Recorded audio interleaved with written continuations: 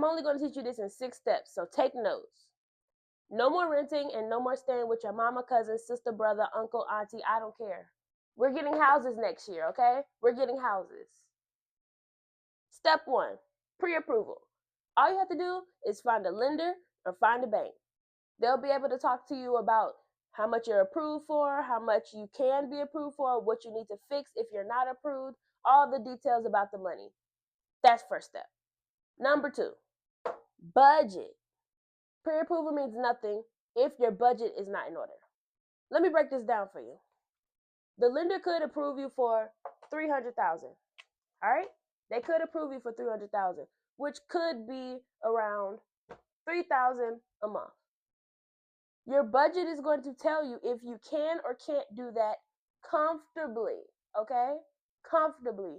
You don't want to be house poor. You want to be able to go pay your bills and take a trip if you want to. Deja, what does that mean?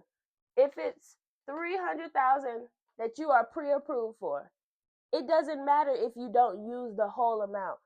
If you know you can only pay $2,000, all right? If you can only pay $2,000 monthly and it not be a stretch, then you don't need to use the whole $300,000. Maybe instead you go down to $250,000.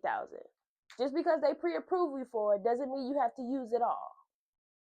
Number 3, find a realtor, okay? The next step is finding a realtor. Your realtor's job is to help you find a house and advise you on what the steps and process is. I'm going to keep it real with you because that's what I do.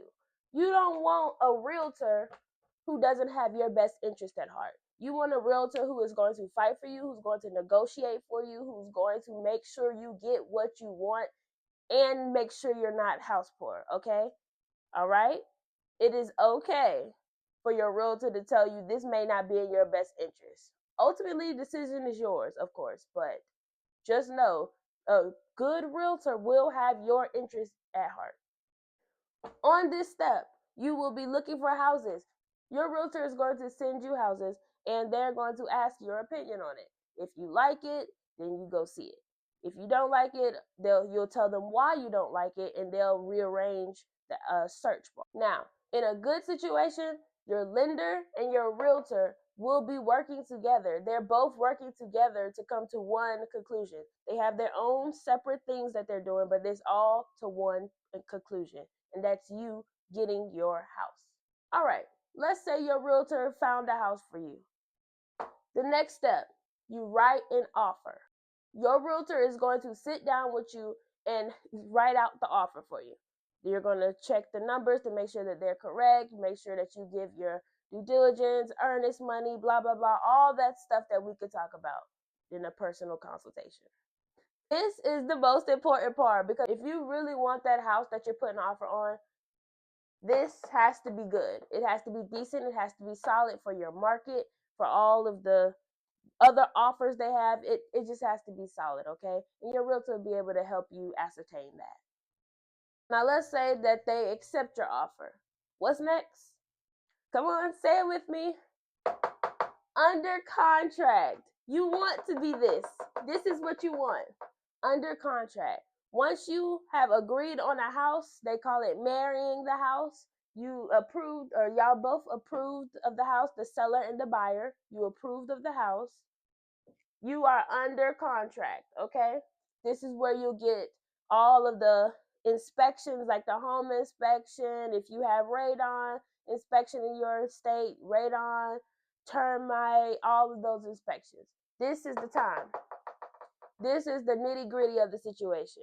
This is where you negotiate repairs. This is where you make sure that this is actually what you want to do. In the state of North Carolina, you have a set amount of days, depending on what you negotiated in your offer, to get this done and have no penalty other than your due diligence, of course.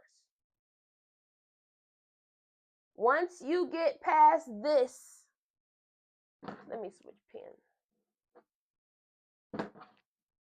Once you get past this part, the under contract, and you finally said, yes, this is the house for me, everything checks out, home inspection came back great, all of the inspections came back great, Now it's time for the last and the best part. Closing time. This is where you want to be. This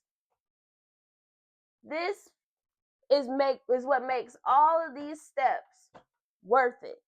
This is telling you that this is now your house. This is when you go into the office or wherever you decide to have your closing.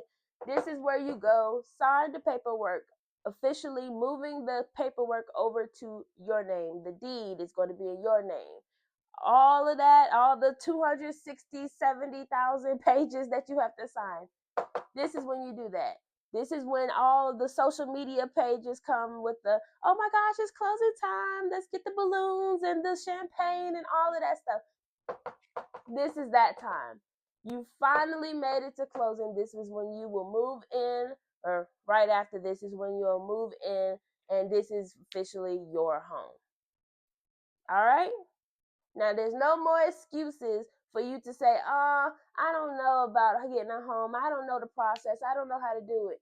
Get to work. Go save up your money. Go fix your credit. Go make sure that you are able to get pre-approved. All right? You got this. And if you have any questions, feel free to DM me or comment below.